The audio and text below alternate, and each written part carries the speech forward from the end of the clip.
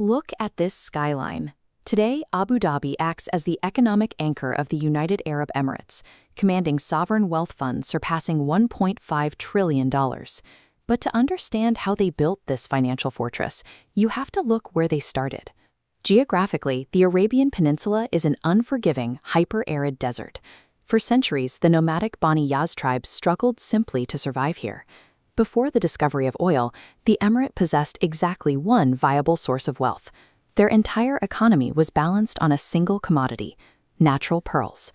This early dependence on one resource created a deep psychological vulnerability. It established a fear of economic ruin that still dictates the ruling family's trillion-dollar investment strategy today. By the early 20th century, the pearling industry was the economic engine of the Gulf. Thousands of divers plunged deep into the waters, holding their breath to harvest oysters by the sack. This labor funded the tribal forts and paid the salaries that kept the peace. Then, a Japanese scientist named Kokichi Mikimoto changed the market. He successfully invented a way to mass-produce flawless, cultured pearls. This chart shows the aftermath. As the global supply of cultured pearls exponentially rises, the price of Abu Dhabi's natural pearls crashes. The market was flooded with cheap alternatives, leaving the emirate bankrupt and facing starvation. When the treasury drained, the political stability of the ruling Al Nahyan family collapsed. Without money to buy tribal loyalty, a cycle of brother-against-brother assassinations broke out for control of the empty throne. The violence only stopped when a matriarch of the tribe, Salama, gathered her surviving sons.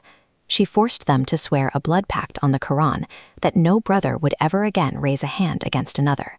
The pearl crash left a permanent scar on the Al Nahyan dynasty. They saw how single commodity wealth can vanish overnight. By the mid-20th century, the situation shifted.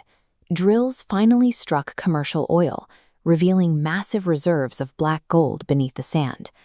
The ruler at the time, Sheikh Shakbud, watched this new wealth arrive with suspicion. He feared that this boom would disappear just as quickly as the pearling market, and he refused to modernize the emirate. Instead of building roads or hospitals, Shakbud hoarded the oil revenues in physical iron chests. He viewed the money as something to be hidden. This choice caused the emirate to stagnate. It proved that in the wake of a resource boom, hoarding capital can be as dangerous as losing it.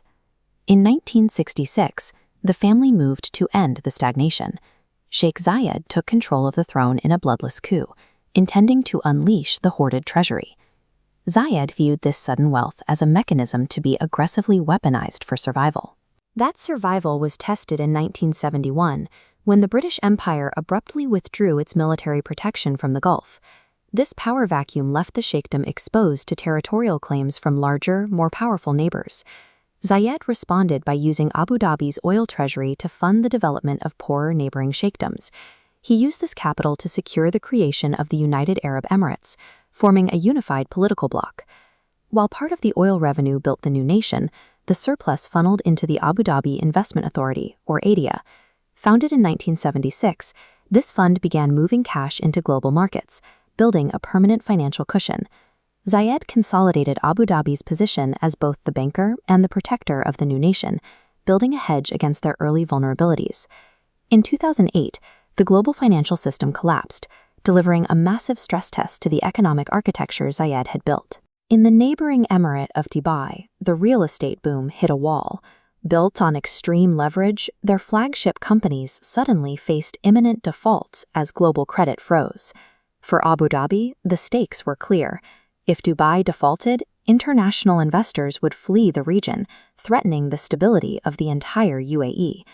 Abu Dhabi stepped in as the ultimate central bank, injecting a $10 billion cash lifeline to save Dubai from bankruptcy.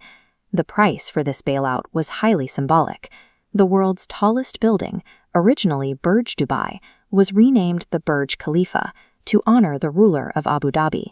It was a demonstration of how quiet financial hoarding had granted them regional dominance. Today, Sheikh Mohammed bin Zayed firmly controls the apparatus his father built. The sovereign wealth funds now exceed $1.5 trillion. By heavily investing in global aerospace, technology, and renewable energy, Abu Dhabi has decoupled its survival from the price of oil. This financial independence allows Abu Dhabi to act as a diplomatic heavyweight, leading to geopolitical realignments like the Abraham Accords. The Al Nahyan survived the desert, internal conflict, and economic collapse by building what they lacked: a diversified, multi-trillion-dollar sovereign wealth fund that serves as their ultimate armor.